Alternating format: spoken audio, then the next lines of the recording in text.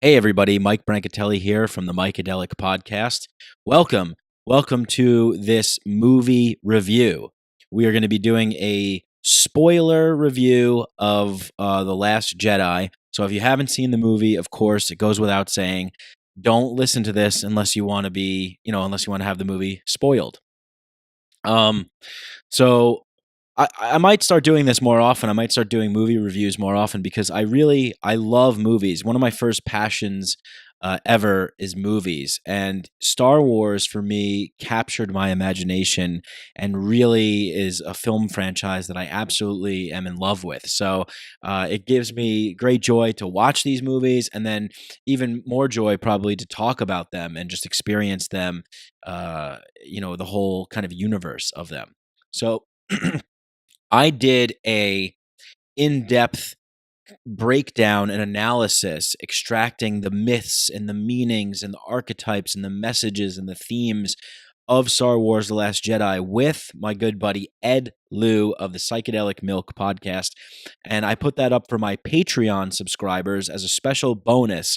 So if you want to go and dive deep into the meanings and the myth and everything, and really, look at this from a psychedelic point of view and, dive deep into it, then go ahead and join Patreon. It's Mike Brank, patreon.com/Mike Brank, BRANC. I'll put the link in the show notes here. And we go into full detail. And, there's a lot of bonus content that I put out on there. But this is going to be a spoiler review of just kind of a breakdown of the movie itself. I'm not going to get too deep into some things. Of course, I'm going to talk about the themes and the meaning and stuff like that, but I'm not going to go too deep into it. I just want to talk about it as a film. And a little background, I mentioned I'm a huge Star Wars fan.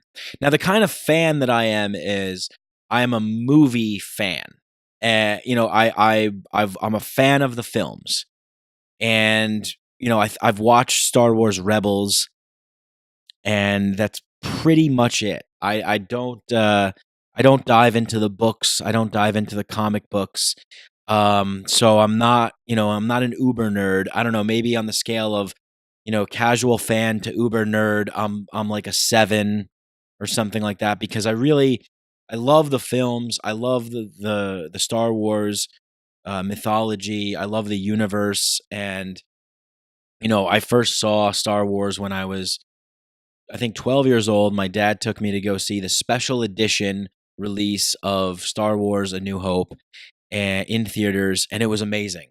I think they released them. I think they released them one each month. So the first month they released the Star Wars special edition. This was in like 1996. And then they released Empire Strikes Back the next month and Return of the Jedi the next month. And I went to go see them all in theaters. And I cannot tell you the mind-blowing experience that I had seeing Star Wars Special Edition and Empire Strikes Back and Return of the Jedi Special Edition in theaters on the big screen for the first time as a 12-year-old. I mean, now I literally felt the same way that somebody who experienced that as a 12-year-old in 1977 felt. I was like blown away. I was like, I can't believe these are old movies. This is so cool. And I bought all the toys, and I was obsessed. It was probably my last kind of nerdy obsession. My first one was Ghostbusters and Teenage Mutant Ninja Turtles, and then came X-Men, and then Batman, and then this, and then Star Wars. I think Power Rangers, not too much Power Rangers, but and then Star Wars. So with that being said, that's a little background. Of course, when when the Phantom Menace came out, I was very excited, and I went to go see that movie, and I was like 15 years old, and then, then they meet the Gungans and Jar Jar. I mean, that, when that movie opened, I was like, yes, Star Wars, and then it was, and I bet that's probably how a lot of people felt with the Last Jedi. I definitely felt strange. Because it was strange. It was different. It was a totally different kind of movie. It was unexpected, but I liked it. I did like it. And it took me kind of a while to come to that decision. I was not like happy when the movie ended. Like I felt overwhelmed, a little like confused. I didn't know what to feel. You know, I saw the movie on premiere night and I didn't know what to feel after it. I felt kind of overwhelmed. Like I kind of felt like when the movie ended, I was like, you know, I just sat there in my chair and watched the credits roll for a good couple of minutes. I just because I need it was like so much to take in, and I didn't know what to think. But basically, the movie. Okay, so let's get into the spoiler review of The Last Jedi. Um, Before we do, I should mention that the lead up to this movie, we heard a lot of things like, you know, from Daisy Ridley and the cast. Like, you know, I think Daisy Ridley herself said, you know, Ryan Johnson has wrote a script that is unexpected but right. You know, and that's really kind of what it is. It is unexpected but possibly right for this story. Um, and there were a lot of clues as to what was going to be happening. I know when the trailer first came out, Luke Skywalker in the trailer says, "This is not going to go the way you think." And he's talking to Rey. But I think that was like a message to us fans. This movie is not going to go the way you think. And I think that was a big theme in this movie. And the other big theme from the trailer was kill the past. You know, let the past die, kill it if you have to. And that was another big theme in this movie. So, okay, so let's get into the breakdown, right? Star Wars, boom, the opening crawl, amazing. Great opening crawl. Like it's like this is what's going on. Here's where we're at. The rebellion's got to flee because the First Order has started to track them. And I really liked like the pan down. You know, usually you pan down, a ship passes overhead, or something. You know, something's happening, and this one did a pan down and a zoom in. It was so fucking cool. We like the resistance ships are fleeing Dakar, the planet, and we're pretty much picking up exactly where we left off from The Force Awakens, right? Rey comes back to the resistance base, and then she goes off to go find Luke, and then the resistance are there, and then, you know, the First Order tracks them, finds the base, and they're trying to obliterate them. And so they're evacuating the base. And we zoom in, the camera zooms in. That was such a cool shot. I love that shot. It was just it took, and then the music, the score was amazing. I think it was like a little bit reminiscent of Revenge of the Sith, where that space battle happens, and it was just really, really great. And so we're taken right into the like we're just full steam ahead right into the story. No wait, no hesitation. And one of the generals or one of the captains, I actually think it's Carrie Fisher's daughter in real life. I think her name's Billy Lord. Is it? Correct me if I'm wrong, but she says, you know, we got to get all this stuff out of here, or there's no time. And then they look up in the sky and you just see Star Destroyers coming out of light speed. It was a really cool shot. And she's like, "Oh no," you know, so they have to evacuate. And then I love the look of the First Order ships. They came in and there was this guy, Captain Kennedy, and he was great. He was amazing. General Hux is like, you know, Captain Kennedy, you know, arm your weapons or whatever. And he's like screaming, he's like, recharge the cannon. Like, it was a great, he was a great like general. It was really cool. I liked that First Order look and the feel of that. And that character was really cool. And then, you know, Poe Dameron comes in and there's the humor. And I liked it. A lot of people are complaining that they didn't really like it. I have one minor complaint. I just didn't like the part where General Hux goes, "Can you hear me?" He can. Okay. Like he sounded I wanted to see maybe Hux get like a little bit more furious. That would have been I think that tone would have been funnier rather than him be like, "He can." Okay. You know, that was a little off, but the whole rest of it was great, you know, because that's exactly what Poe did in the first one. You know, he's like, "Do you talk? Do I talk? You know, who talks?" So I like that because he's stalling, so he's like fucking with him, and then the guy. It's also good because the First Order, they don't have a sense of humor, right? They're so serious, they're so orderly. You know, they're the First Order, they're orderly.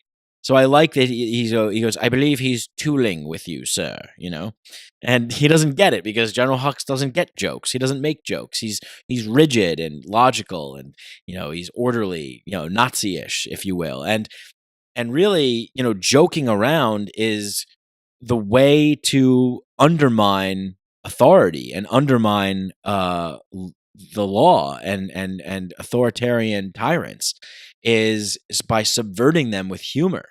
That's really a very, very powerful tool, is humor, to make fun of authority figures. And because that's the one thing that they can't really control, if, like, people are laughing at them, it diminishes their power. It really subverts their power. And so it's very powerful. Humor is very powerful. So I really do like that. I like that humor is used to tool with them and mess with them and subvert them and make them angry. I think that's such a great thing. It's such a great thing to be used. Just think about in our world, politicians or whoever, and making politicians really are like humorless, and when you make fun of politicians, they can't really take a joke because their egos are so big, and they don't know how to laugh at themselves. And that's one of the best way to subvert tyrants and really take down the power, diminish the power, dilute the power, is through humor and laughter and levity. So I like that a lot. Now, the whole opening sequence is amazing. I mean, it's beautifully shot. It introduces something new to the Star Wars universe with the bombers. I thought that was really cool, really well done. I really loved it a lot. It sets up some things for later, and I have no complaints about that whatsoever. I thought that the whole opening was great. Maybe they were trying to be funny with, like, the fin leaking bag, but like, they didn't really. It wasn't like a big thing. It was fine. I didn't really particularly. I mean, it was a humorous image, I guess, but I didn't really think they were really trying to, like, go for, like, a. It wasn't like they tried really hard to, like, land a joke and it missed. It was just like, oh, it's kind of comical. Like, he's got this back to tank bag on, and he woke up and he's in light speed, and it's like leaking. It's just like, whatever. It wasn't like a big swing and a miss. And Poe's like, yeah, you probably have 1,000 questions or 1,000,000 questions. And Finn immediately is like, where's Rey? And then we go and we see Rey. And, this is where I kind of agree with some of the Star Wars fans out there, where so in The Force Awakens, it's an epic ending, one of the best endings of any Star Wars movie ever. Ultimate cliffhanger. Rey is on the island. She finds the last Jedi. It's Luke Skywalker. We need your help. There's hope left in the galaxy. And she's handing him the lightsaber. Please help us. Take up arms. Come back. We need you.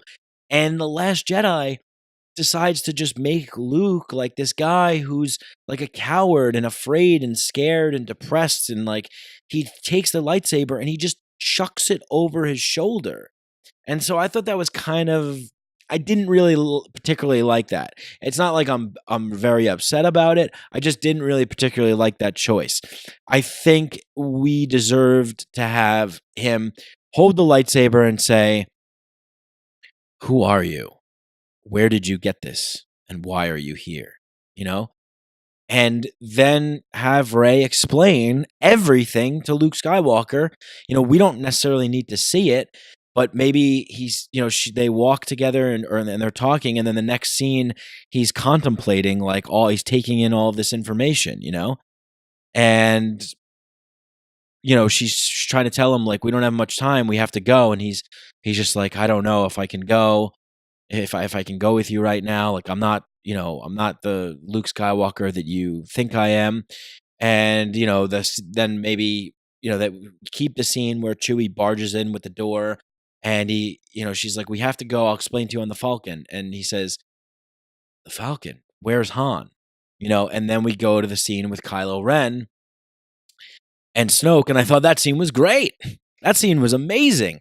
I thought it was a great introduction to Snoke. I loved Snoke. I thought the CGI was like a little kind of wonky, but it was actually, what? It was good. It was good. He was kind of menacing and cruel. He looked like just like a sad, pathetic, decrepit, old thing, and I thought the introduction to Snoke was great. He's, how's your wound, and then he's yelling at him, you were bested by a girl who had never held a lightsaber, you failed, and he fucking jolted that electricity bolt out of him, the force lightning, and he hits the floor first and kind of gives him like a taser shot to Kylo Ren. I thought that was amazing, and it was like, we really get a sense of his power. He effortlessly just shot that lightning at him, and it was really cool. And Kylo Ren is visibly shaken up about it, and he smashes his helmet because Snoke tells him it's a ridiculous thing. You're just a child in a mask. I loved it. I thought it was amazing. He was demeaning and disrespectful. He treated Kylo Ren like a little slave dog, and he really put him in his place. And Kylo Ren really got worked up, smashed his helmet. I thought it was a great scene. He comes out, prepare my ship. If you notice in that scene, he comes out, he goes, prepare my ship, and then the two officers just stand there. It's like, come on, prepare his ship, get moving. Like, they should have rushed around and been panicked a little bit. And then I think we go back, Rey saying there's no light left in Kylo Ren. We need Luke Skywalker, and Luke Skywalker's like, you don't need me. Like, what do you think I'm gonna do? Walk out there with a laser sword, and take down the whole First Order? And then, so that's not bad. And then Rey goes to follow him as he goes about his day, and she sees like the weird shit that he does. And some people had complaints. They're like, Luke Skywalker, this Jedi, and you make him drinking, titty milk out of this dinosaur, and like, what the fuck? And look, he's like a hermit. He's been on a fucking island for God knows how long. Like, he's lost his mind. He's crazy. He's a crazy old hermit, like Yoda was, like Obi-Wan Kenobi was. They're crazy old hermits. So I have no problem with him drinking the blue titty milk. It was a callback to A New Hope with the blue milk, and I was fine with it. I was fine with him being a crazy, weird old hermit. And even Rey, like, the Rey feels exactly how we feel in the audience. She's shocked, she's disgusted, she doesn't understand, and then she gets called into the Force tree, and she has to go into the Force tree, and she sees the Jedi text. So Luke's like, "Who are you? And why are you here?" I would have liked to hear Rey talk about, she's like, something's awakened, something's inside of me. I would have liked to maybe heard her say, like, I fought Kylo Ren. Like, I scarred him. Like, I never used a lightsaber before. Like, I don't know how I did it, Like, can you help explain this to me? And then maybe, Luke saying, like, yeah, like, look, I wish I could teach you, but I can't. And she's like, why not? And then have him explain. I would have loved to see a flashback and show us this. I thought this would have been really cool. Like, if Luke goes, it's a long story, young Rey, but let me tell you. And he says, after my father, Darth Vader, I tried to convert him, and it almost killed me. And finally, in the end, my father came around and he saw the light. And, there was balance for a little while. And then me and Han went, and Leia had some more adventures. There was still fragments of the Empire. Like, there were still Force people out there, and we were going around, and they can show the flashback. We see a young Han, a young Leia, a young Lan, them from like right after Return of the Jedi. Show us a little bit of like what like some of their adventures on different planets and like what happened and stuff. And then he can say like, and then Han and Leia, they started fighting because they were, she got back into politics, and, they had this son, Ben, and they were never around for him. And, they thought, that maybe instead of abandoning him and leaving him at home, like by himself while they went off on all these missions, that it would be good for me to train him.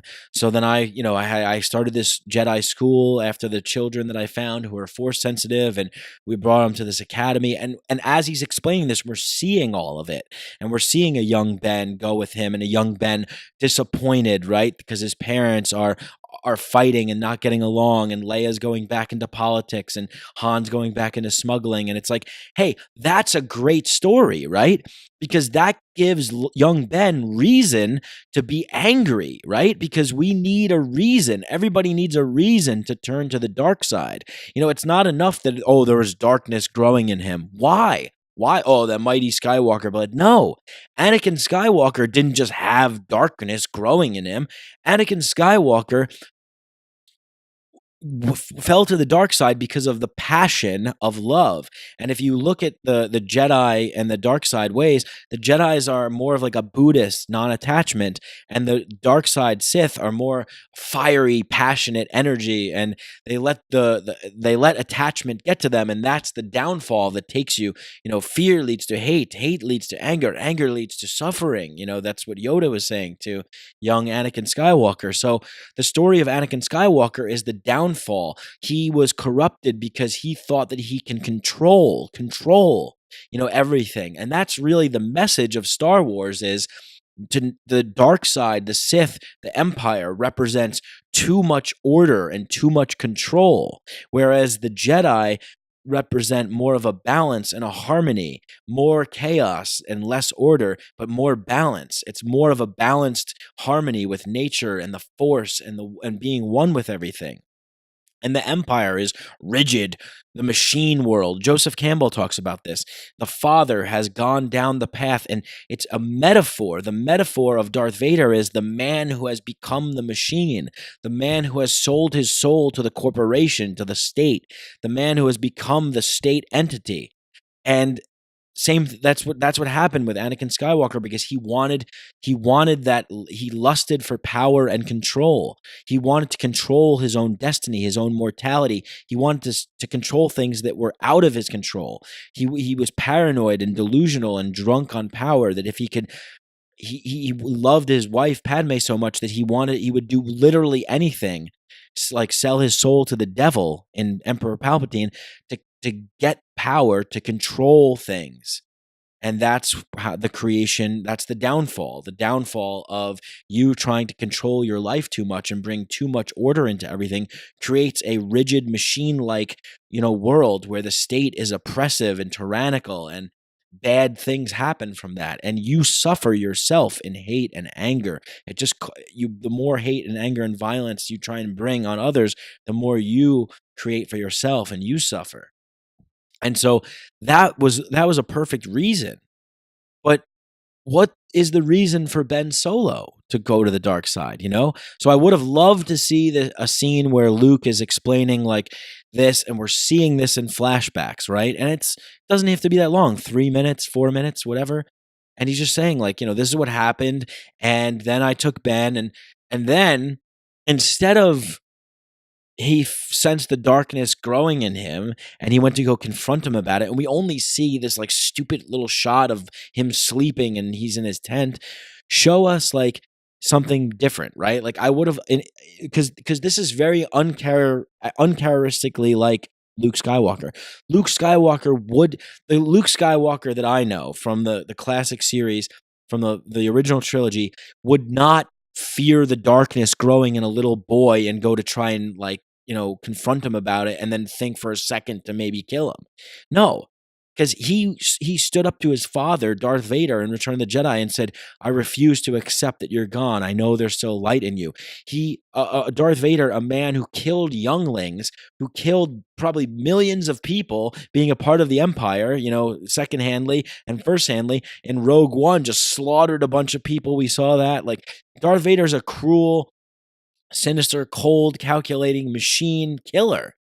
And Luke still says, no, I will not give in. I refuse to believe that you're fully gone. I will take the Buddhist pacifist approach, and I will try and convince you to come to my side. He goes on a suicide mission to the Death Star, confronts the Emperor himself and says, no, I will not fight. I am a Jedi like my father before me, and takes his lightsaber and throws it to the ground. And the Emperor goes, so be it, Jedi, and then electrocutes him and almost kills him. And Luke essentially sacrifices himself for the belief that, for a pacifist belief that he will not use hate, anger, and violence in order to take down someone that he's angry at, because he knows that he will become that thing. He even when he starts, fighting his father, Darth Vader, when he pushes him to the ground and gets him and he's hammering him with the lightsaber, he finally, when he wins, he goes, the Emperor's like, good, good, and then Luke has to stop and he looks at his mechanical hand. He goes, oh my God, I'm becoming the thing that I hate. I'm becoming the machine. I'm becoming my father. And it's such a powerful moment. And that's why the original trilogy is so powerful, because of these classic archetypical, myths and metaphors. It's amazing. And there just really wasn't so much of that. There was some of it, but not so much of that in this. So I would have loved to see, what I would have loved to see was, I would have loved to see Luke maybe give an explanation, like, why did Ben Solo turn? Okay, well, it would have been cool if, like, Luke instead, showed interest in, like, a different student at the Jedi Academy, and Ben Solo got, like, jealous that, like, Luke was, maybe showing other users different kinds of Force abilities, and, he's like, "Why are you showing them and not me?" And, he's like, I sensed the anger in him, and I tried to confront him and talk to him about it, and then finally I told him, like, my father was Darth Vader and all this stuff, and then when he tells him that, then Snoke makes contact with him and goes, "Fulfill your destiny. Like, your Darth Vader is this is the true way. Don't listen to Luke. He doesn't care for you. Your parents abandoned you." And then that's how his mind became twisted. And so Ben Solo is now this kid who feels betrayed by all the adults in his life. And like Luke let him down, and his parents let him down. They shipped him off to Luke, and then maybe Ben goes to, like, confront him about it, and Luke's like, calm down, and then he senses, like, something building in him, and Luke, to protect himself, like, uses a Force ability that we haven't seen before, maybe, like, some kind of energy or something to block Kylo Ren, or to block Ben Solo, and they get into this fight, and like a burst of energy erupts, and it accidentally starts burning down the temple. And then, Kylo Ren or Ben Solo just decides, I'm going to become Kylo Ren now. Fuck you, Luke. Snoke's right. And then takes a bunch of people with him. And then, whatever, the same as the rest of the story plays out.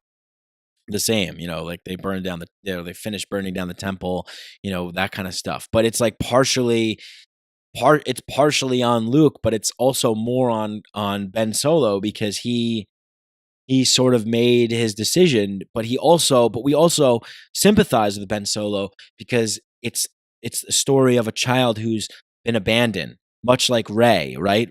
And that's where they can connect, because they've both been, from a certain point of view, from Ben Solo's perspective, he was thrown away like garbage, first by his parents, and then he felt slighted by Luke. And then Luke, and him got into a fight, and then everything went south, And it's like, from whose point of view is it correct? Well, we don't know. But this is a problem, right? Like, parenting is so important. And this Skywalker saga is about love and family and connection and parenting. And what happens when parenting goes wrong?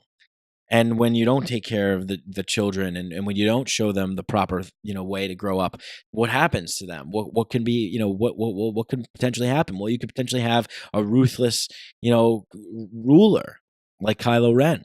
And that's what happened. So that's what I would have liked to see. I would have liked to see something like that. Okay. And now for the next part that I didn't really care for. I didn't really care for the whole Rose and Finn mission to Canto Bight. And the main reason why I didn't care for it was because there was, like, no reason for it. There was no reason for it. The Admiral Holdo. Oh, I forgot to talk about Princess Leia, General Leia, getting blown out into space. Yeah, I mean, I know some people had some problems with that. Whatever. I don't know. Carrie Fisher's dead. Let her have a nice moment on screen. Let her use the Force once. It wasn't really that long. Fine, I'll deal with it. Not that big of a deal. It was a little cheesy, but, hey, we have to remember, this is 2017. Star Wars, we live in a global world. Star Wars is for everybody now. It's worldwide. It's a global franchise. It's a behemoth, and we got to have these little things and these moments for people in there, I guess. And I thought it was a nice kind of way to pay tribute to Carrie Fisher as well. So I can deal with that. What I can't deal with is the introduction of characters for no reason. So we have this Admiral Holdo, Laura Dern, who comes in. Why do we need her? Why? Why couldn't why couldn't it have been Admiral Akbar? And because we know him, he's from the original trilogy, and he could have just taken over and been the leader. But whatever, forget about that. Who cares? Okay, so fine. So they do have Holdo. Whatever, big deal. It's not that big of a deal. But why doesn't she just tell the plan? Like, this is not the First Order where there's like a strict hierarchy and it's like, you will follow my command, soldier, you'll be excommunicated. No, the rebels aren't supposed to be about that. The rebels are supposed to be a group of people who are together by voluntary choice. There's no, desertion. There's no like reprimanding people for desertion. This isn't the fucking army. This is just the resistance. It's a band of rebels who have gotten together to resist the First Order. The First Order is orderly. They're the order. They're the hierarchical military Nazi army. This is a band of rebels that are coming together on a voluntary purpose to fight together in a free manner. So, I didn't really like this choice to just, all you had to do. I mean, this to me was just lazy writing and just nonsense. All you had to do was just have Holdo explain the plan to everybody. Poe goes, please tell me that we have a plan here. What's the plan? And she goes, okay, look, here's the plan. We're gonna try and outrun we're gonna try and stay without a range of these cannons. We're gonna try and keep the force field up. And we're going to try and save as many people as we can. And we're going to put them on these ships. And there's a planet called Crate. And there's an old resistance base there. And the plan is that we're going to do that. And we're going to get everybody saved. Why didn't she explain that to everybody when she took over? After Leia was, she could have just said, attention, everybody. I'm the new commander. Here's our plan. Like I said, it's a small group of people. They all deserve to know the plan. It's not like, you don't need to know. This is a military operation. And you don't need to know. It's classified, soldier. It's not like this big First Order kind of thing. It's like, hey, what's the plan? Okay. So you could have just told everyone the plan, and then you don't need this fucking go find the master code breaker and all this bullshit. We didn't need that. But I like the things that happened. I liked Canto Bight. I liked seeing the different city. I liked seeing the different aliens. But here's what I would have liked to see. This is what I would have what I think would have been good, right? Finn goes to try and take an escape pod. Rose catches him, and instead of Rose saying like, oh, I had to stun deserters, she's like excited just to go with him. So he's like, look, my friend Rey, she's like training to be a Jedi, going to find Luke Skywalker. We have hope. Come with me, and we'll find, and when they come back, we'll get these ships, and we'll come back. We'll inspire people in the galaxy to bring us hope. And Rey will come back with Luke Skywalker, and we'll have hope. And Rose is just like fucking, like, what? This is so cool. I get to go with Finn on this special mission, and this is crazy, And he's like, yeah, but this is confidential. So let's go and let's do this. And they tell Poe, and Poe's like, all right, fine, good plan. Take the homing beacon, go somewhere safe. So when Rey brings Luke Skywalker back, you guys can go, like, maybe the mission is like, okay, you guys go to this Canto Bight place or something like that and try and find somebody who can help finance the resistance, right? Like, it's a big money city. So go find this financier, this backer who can provide us with ships, and then, and then we can, you can meet back here with Luke. Like, Luke and Rey can meet you on Canto Bight, and you guys can come back with the ships and maybe even like a small little battalion of soldiers that we can inspire to join us. Just go out there, find some hope, and bring it back to us. So that's the mission, right? But as the First Order sees Finn and Rose's ship like leaving, and they're like they're getting ready to like blast it, but then we hear, wait, and Captain Phasma sees, inspect that ship, and they go through and they see like through a 3D hologram thing, and she goes, FN 2187, do not blast that ship. And she like turns around, she goes, Admiral, prepare my elite squadron.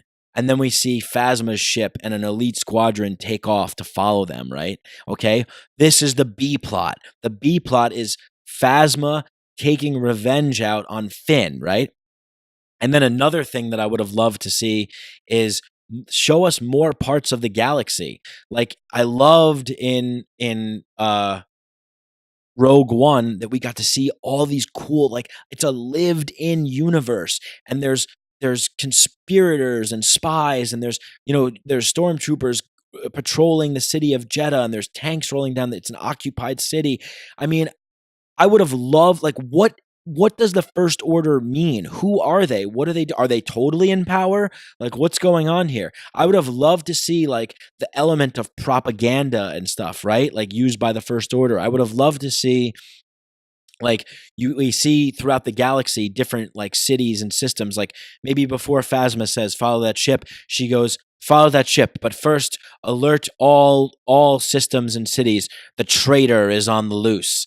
And so we see throughout the galaxy, like, wanted posters with a bounty, right? Like, reward, turn this man in, traitor to the First Order, defected stormtrooper FN 2187, and a picture of Finn. And we see, like, cities like Lothal, and from Star Wars Rebels, Lothal, and like Coruscant. Let's show us Coruscant. That would have been a great callback to the prequels. Actually, I don't know if it got blown up. Maybe it got blown up. I don't know. But show us different parts of the galaxy. Show us like 5 different locations where there's like where there's stormtroopers walking down the street, and it's like a lived-in universe, and there's, people coming and going about their daily, things, and like bars and restaurants and people walking around, and speeders flying by, and then posters of Finn, and maybe even TV screens like attention, like defective from the First Order, traitor, reward, bounty.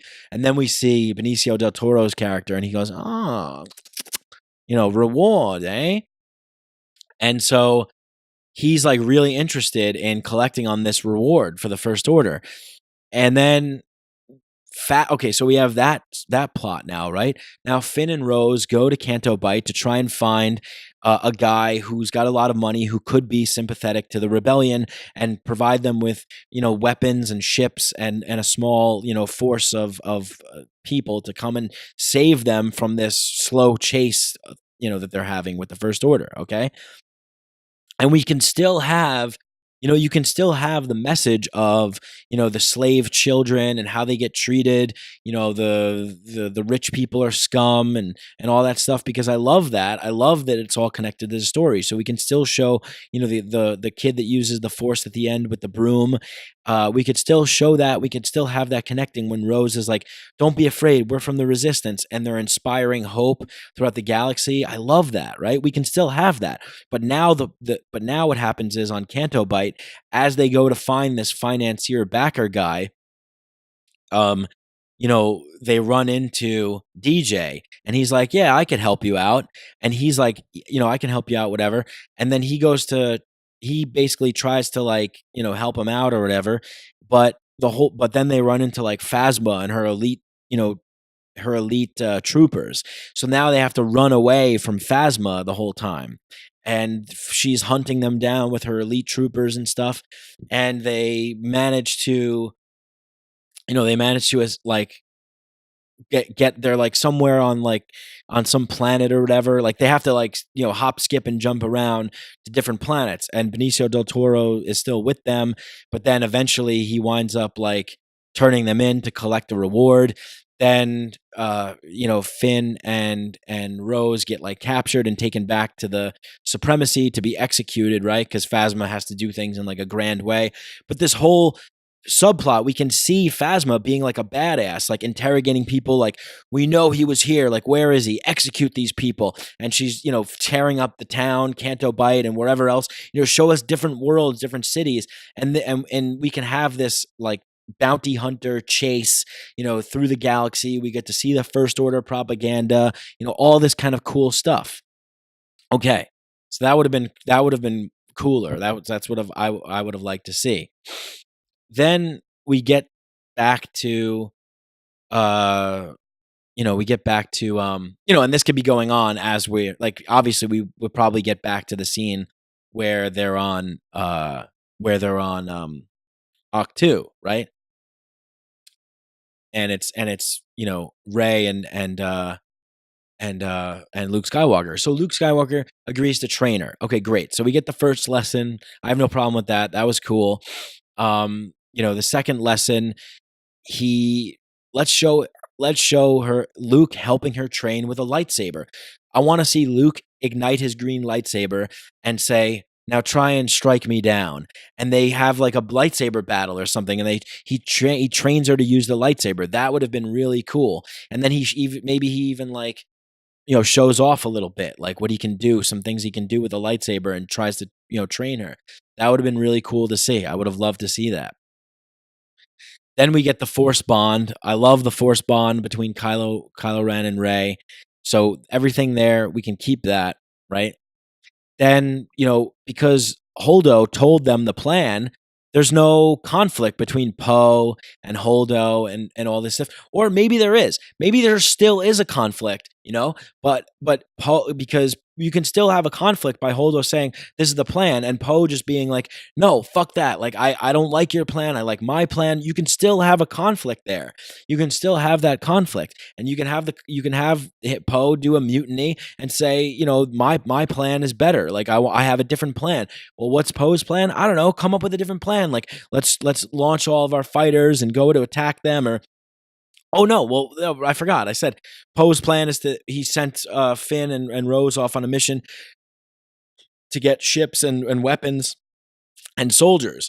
And so you can still have that plan, right? You can still have it, but at least have Holdo explain the plan, because it makes sense. Why wouldn't you explain the plan? So she explains the plan, and Poe says, "No, we're not going to do that plan," And then they go and they have that mission, and Phasma can chase them, and we can have all that cool stuff. We can see all that really cool stuff, and then we're back on Octu.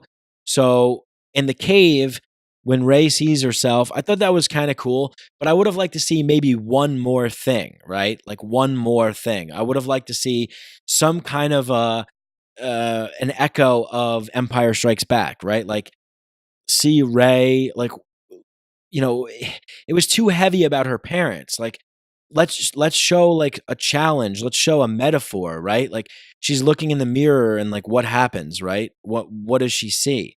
She sees herself, and then she ignites a red lightsaber, and it's Kylo Ren's lightsaber, and it comes through and it like strikes her or something, and then like she so I don't know, something, right? Like just like what's the challenge presented in Rey? Maybe she sees Kylo Ren and he's disfigured and he's consumed with the dark side, and he's suffering, and she feels bad for him. She wants to help him or something, And then we have the scene in the hut, and she touches Kylo Ren's hand, and that's all good. And then Luke comes and he goes, "No!" And he breaks it open, and she's like, "Tell me the truth.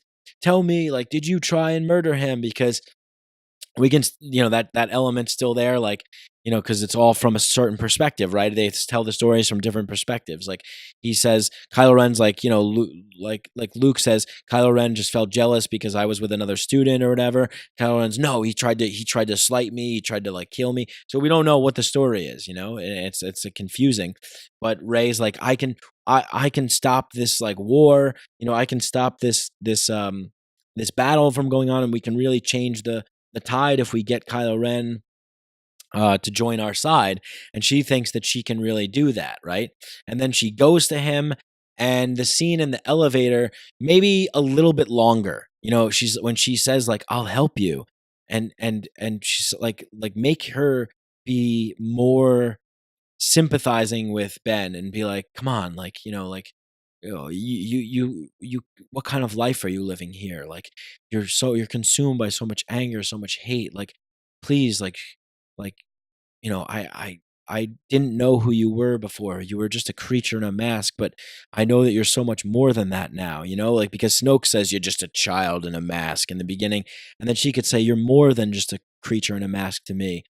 I understand where you're coming from. You made sense. You convinced me that like, some of the choices you made were wrong, but you know, maybe that we can, there can be some kind of forgiveness because, being ditched by your parents is hurtful. Like I know I've been hurting my whole life. So we're the same, like, you and me. And then, Kylo Ren could say the same thing he says, and then they go see Snoke, and everything was great in that scene. I loved it. That was the best scene in probably that was one of the best scenes in almost any Star Wars movie. It was like the "I am your father" moment, and then maybe the Return of the Jedi duel, and then this scene. I thought this scene was incredible. I loved it a lot. The throne room scene was amazing.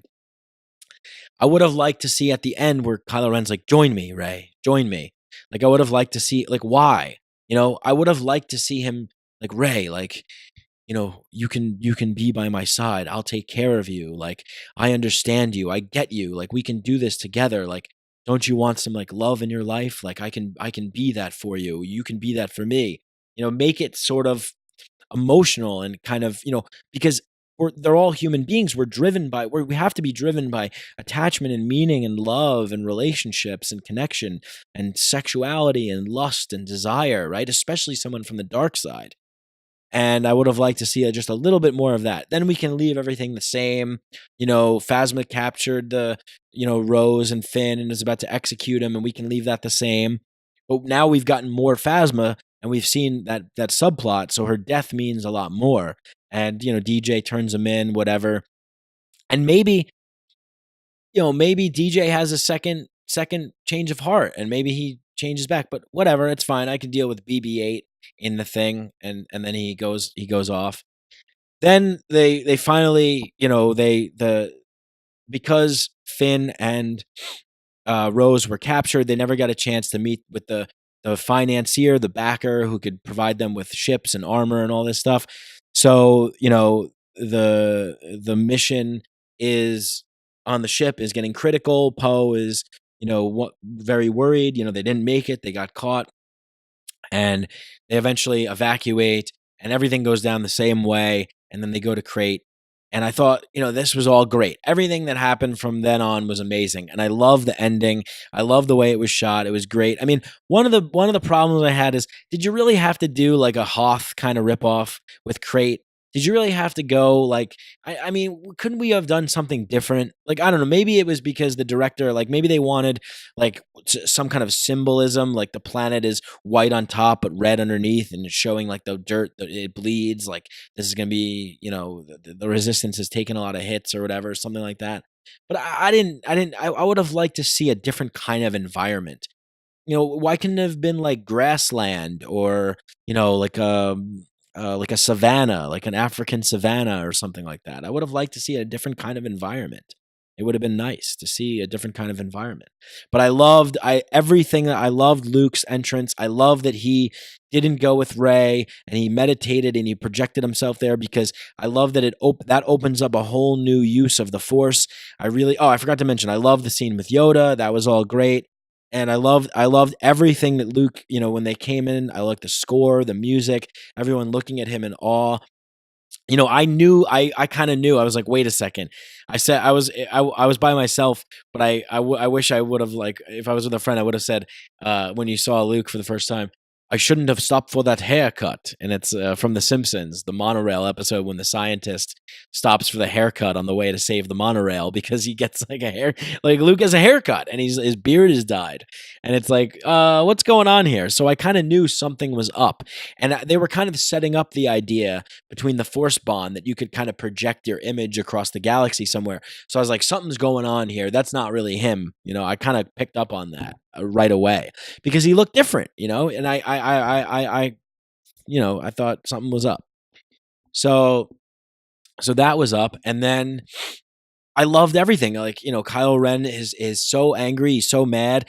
And I thought one of the greatest lines in any Star Wars movie was that callback to when they're facing each other, and Kylo Ren says, I'll destroy you and I'll destroy everything. And he goes, funny, everything you said in that sentence is wrong. That the rebellion is born today. The war has just begun, and I will not be the last Jedi. And then we see Rey lifting the rocks, and everybody comes out. I thought that was beautiful. That was great. It was amazing. And I loved it. I love that ending. I loved it all. And then we get everyone on the Millennium Falcon. We see that the Force bond still exists between Kylo Ren and Rey. And then we're off. Luke dies and becomes one with the Force. And I thought it was beautiful. It was a beautiful ending. And the most beautiful part was the little kid at the end. They're talking about the myths and the heroes and the legends. Luke Skywalker, and what did he do? And then they show the little boy who has force powers, and this connects with the message of the movie that Rey comes from nothing. She's nobody, you know? And I'm totally fine with that. I'm totally fine with that because I love that message of like, we all have this power inside of us that if we that we don't have to be special, that it could be anybody. And the spark of hope is ignited in these little kids who are treated horribly as slaves, and the kid goes out and he looks to the stars and there's hope. He's got that resistance ring that Rose gave him, and I loved it. I thought it was such a great uplifting ending, and I can't wait to see what happens in episode 9 now. Like, where do they go? What do they do? I don't care that they I thought killing Snoke was amazing. I love that scene. I thought it was the most epic when that lightsaber goes through him, Kylo Ren uses the Force to pull it, and Rey reaches up, and that music comes on, dan, dan, dan, dan, dan, dan, and then they slow-mo turn around and start fighting the Praetorian guards. That was incredible. That was amazing. And I liked the choice to have Luke astral project himself over there. I did. I really did, because it was all about, like Rose said, it's not about fighting what we hate, it's about saving what we love. And Luke decided, I'm going to be a distraction to save everybody so they can go run away. Poe learned the lesson, and we're not going to go blow stuff up. We're going to go save everyone. And I thought it was an amazing way to end it. I just basically had, the couple of, things that I was concerned about, I already addressed, and that was it. But overall, I love the movie. Of course, every Star Wars movie has flaws, of course, but I thought it was a really well done movie. The score is amazing. John Williams is amazing. Rian Johnson's a brilliant director. Maybe not such a great writer and storyteller, because of those plot holes that I think that I just did a better job of explaining right now. I think my version of the movie would have worked a lot better. Another alternative to, I also thought about, well, what about Luke, instead of Luke, like, favoring another Jedi student and Kylo Ren getting jealous? What if the story was Luke was looking at the Jedi texts and discovering like new, or maybe Luke found like dark side texts or something, and he was experimenting with the powers of the dark side because he felt that he had become such a powerful Jedi that he can tap into the dark side and he can balance it out. And then he accidentally was using too much power, and he like accidentally burnt his school down, or he accidentally did something and it hurt Kylo Ren and Ben Solo in some way, and then that's what started the confrontation. So there was a million ways to go in that. I think they picked the worst way to go in that. I was disappointed with the choice they made for Luke, but ultimately they redeemed themselves by having Luke at the end. I thought everything that Luke did and said at the end of the movie was perfect and brilliant. I loved it. Everything he said was amazing. Strike me down in anger and I will always be with you, just like your father. And that really irks Kylo Ren. He can't handle it, and he's, says to Leia, nobody's ever gone, nobody ever goes away. I thought that was amazing. It was perfect. And then I was interested at the end when they're on the Falcon, like Poe introduces himself to Rey. Like, what, they didn't meet? Like when she came back to the base in Force Awakens, they didn't meet? They don't know each other? And like, what does that mean? Like, are they going to have a romantic relationship? Like, I don't think that's a good move necessarily. I mean, maybe. I mean, if you're Poe, of course, like you're going to be attracted to Rey. I mean, who isn't? I would. I mean, she's very attractive, very sexy. Daisy Ridley is very, very, very attractive. I would love to. I would love to duel with her. I would love to duel lightsaber. Well, whatever. I was trying to come up with something stupid. Never mind. Forget it. But she's a very attractive woman. She's very sexy. And she does a great job in the movie. Acting performances, I thought everybody did a great job. I really did. I mean, I thought the direction was good. The production was good. The score was amazing.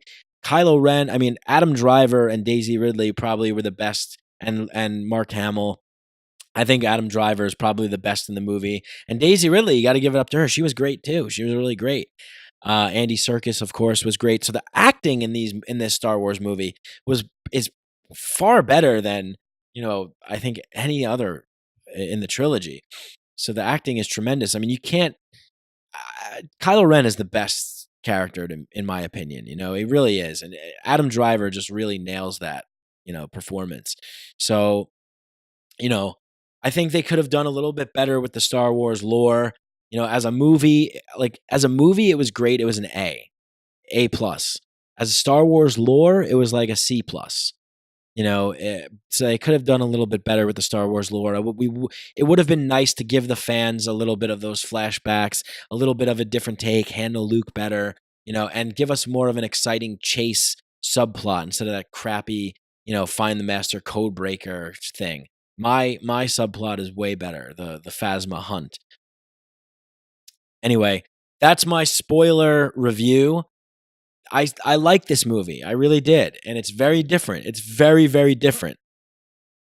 But hey, you know, people complained that The Force Awakens was too similar, and I was one of them. That The Force Awakens, I still like The Force Awakens, right? But it was too similar to A New Hope. Look, here's the bottom line. We all saw the original trilogy when we were young, and we had a certain idea of how Star Wars should be. So when the prequels came out, I was disappointed. Now when the Force Awakens came out, I was disappointed. But I still love them because I still love Star Wars. But these movies are never going to be what we want them to be. They're never going to be exactly what we want them to be. And especially now in this day and age, when Star Wars is such a mega global brand. I mean, it's like Coca-Cola, it's global. They're showing this movie all around the world, to all kinds of people. And I'll just end with this. I really like diversity and inclusion and all that stuff. But hey, there's, okay, you have Admiral Holdo, you want to get more women in there, right? That's why you have these movies have more women in leadership roles. But what about just, diversifying a little bit more? What about a black woman leading? Or what about, a Middle Eastern woman or an Indian woman or, an Indian man or like a, South American, Portuguese, or just I would have liked to see, if you're going to do diversity and if you're going to do that kind of thing, I think it's a great thing, but it doesn't always have to be like a woman, just any woman, like what, let's mix it up a little bit. It could be different kinds of people, and I think that's a good thing because this is a global movie franchise. It would be nice to try and include people, to try and get new people on board. So I think that's a good idea. It doesn't always have to be that way, but I think it is a good idea because it is 2017 and we are, almost 2018, and we are living in a global world. So I have no problem with that. I have no problem with that whatsoever. But it's going to be interesting to see what episode 9 is and how that pans out. It's going to be interesting to see what J.J. Abrams does. I got my hopes up a lot with The Last Jedi because I love Rian Johnson. I loved Looper. It was amazing. And I thought this movie is going to be gritty and raw and real. And Rian Johnson said he was a Star Wars fan. And Rian Johnson said that he liked the prequels and he was a fan of the prequels and he was a fan of the Return of the Jedi. And, I'm all those things as well. I mean, even though, like I said, there's flaws in the prequels, major flaws, there's still Star Wars. It's still a creation. George Lucas took a huge risk and he was wildly innovative and he expanded on the Star Wars universe more than ever before. It was amazing what came out of the prequels, the Clone Wars and Rebels and all this cool new imagery of Star Wars. So you take the good with the bad. It's always going to be that way. Sure, they could have been better. Sure, they could have been done differently, but they weren't. They weren't. And I like this new direction. It's definitely darker. It's definitely more, it's different, and I like it. I definitely like it. So it's going to be interesting to see. Now, I hope they don't just turn Kylo Ren into a big bad evil guy that needs to be killed. I kind of hope I kind of want to see a Reylo, because the mythology of Star Wars, the hero's myth for men is to save the day, right? The hero mythology for a man, Jordan Peterson talks about this, is slay the dragon, rescue the princess, get the gold, right? That was what Star Wars was based upon, the Joseph Campbell hero mythology, the monomyth. But what's the mythology for the female? A female's mythology is redeeming the man. Female mythology is Beauty and the Beast. It's it's it's using the powers that females have of compassion and love and empathy to tone down the beastly creatureliness of the man and make him open his heart up and see that there's love inside and to come to the light. I would like to see that. I would like to see that story. I hope they don't just make Kylo Ren the big bad guy that needs to be killed, because that would be kind of stupid. That would be kind of just pointless. That would be standard, typical, action movie type stuff. Like, you might as well just watch like Transformers or something like that. I want to see something deeper, more meaningful. I believe love and connection is needed in Star Wars. I think the balance of the Force is Kylo Ren and Rey, and the balance of the Force is love. The balance is love. That's what I think the message should be. I hope you guys enjoyed this 1 hour spoiler review. If you did, leave me a thumbs up, subscribe to my channel, and follow my podcast, Mikeadelic. I talk about all kinds of stuff like with psychedelics and consciousness, and I'm going to be doing more like movie review stuff when I feel like it, but I'm going to do more of this more often. I hope you guys enjoyed this. Thank you very much. If you did, please like, share, subscribe, and leave me a nice rating and review on iTunes for my podcast, Mikeadelic, and leave some comments in the YouTube section below. Thank you.